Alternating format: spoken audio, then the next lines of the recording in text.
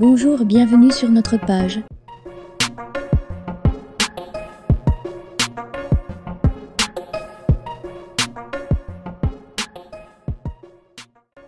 Pour cette nouvelle vidéo, nous allons vous faire un récapitulatif de l'actualité du football après cette belle fin de semaine. Aux dernières nouvelles, les dirigeants du FC Barcelone préparent un plan fou pour se débarrasser d'Antoine Griezmann. Allez, mettez-vous bien sur votre canapé, on vous explique tout dans cette vidéo. Nous allons débuter en Allemagne, mais plus précisément avec son équipe nationale. Nous venons d'apprendre que 2 joueurs seront indisponibles, car étaient testés positifs au Covid-19. Pour leurs 2 prochaines rencontres, l'Allemagne affrontera respectivement la Hongrie le vendredi 23 octobre et l'Angleterre le lundi 26 octobre, et pour cela le sélectionneur a besoin de l'équipe au complet afin de remporter ces 2 rencontres. Mais la Mannschaft devra finalement se passer de 2 de ses cadres à l'instar de Manuel Neuer et de Leon Goretzka, testés positifs au Covid-19 ce mercredi matin. Il est vrai que le sélectionneur dispose d'autres joueurs pour les remplacer, par exemple pour Neuer il a le gardien, Oliver Baumann, qui vient d'être appelé. Espérons que ces 2 absents ne leur causeront pas préjudice pour leur prochaine rencontre.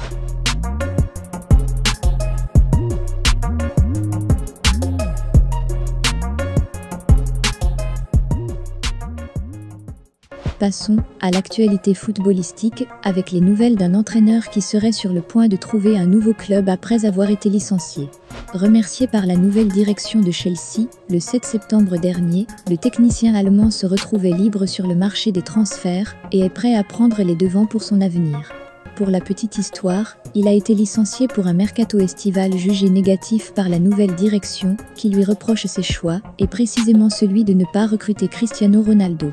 Après avoir été sur le banc comme entraîneur de plusieurs grands clubs en Allemagne comme Stuttgart, Augsbourg, Mayence, Dortmund, en France avec le PSG et récemment en Angleterre avec Chelsea, l'entraîneur allemand possède une expérience solide de haut niveau et un CV très intéressant pour les clubs qui souhaiteraient profiter de ses qualités de technicien.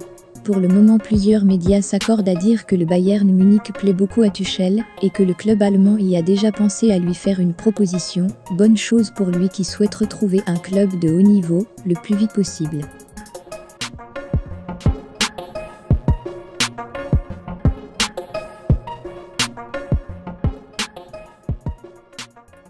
Faisons un tour du côté du championnat espagnol avec le feuilleton d'Antoine Griezmann.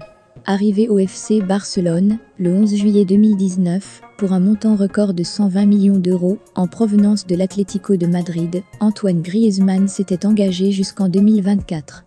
Après 2 saisons passées au FC Barcelone, dont les statistiques de joueurs ne plaisaient pas trop aux dirigeants, il sera prêté le 1er septembre 2021 pour une saison à l'Atlético de Madrid pour un deal comportant plusieurs clauses, dont une option pour une saison supplémentaire, une clause pour un achat obligatoire au terme de cette seconde saison estimée à 40 millions d'euros, avec des bonus de 10 millions. Pour sa 2e saison de prêt à l'Atlético de Madrid, Antoine Griezmann vit de plein fouet le conflit financier qui existe entre les 2 clubs espagnols. Il commence tous les matchs sur le banc lors des rencontres en championnat.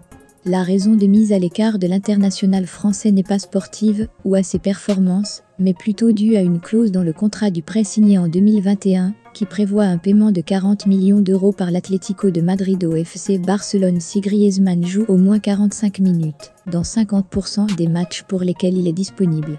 Avec la Coupe du Monde 2022, qui arrive à pas de géant, c'est une situation très difficile à vivre pour l'international français, qui a les nerfs à vif en ce moment.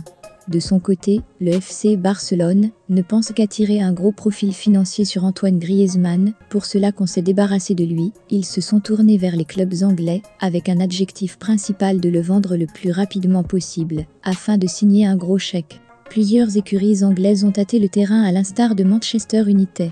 D'après vous, quel autre club serait prêt à accueillir l'international français ?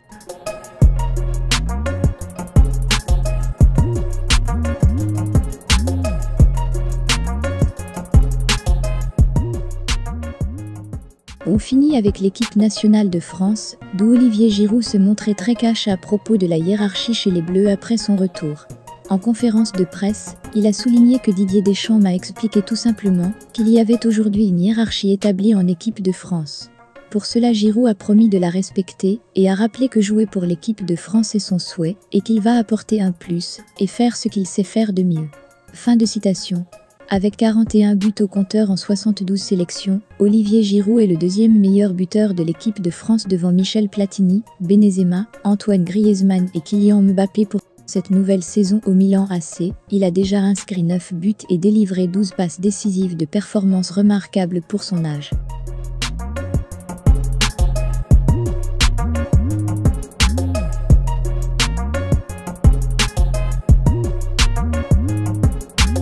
C'est tout pour aujourd'hui, rendez-vous dans un nouvel épisode.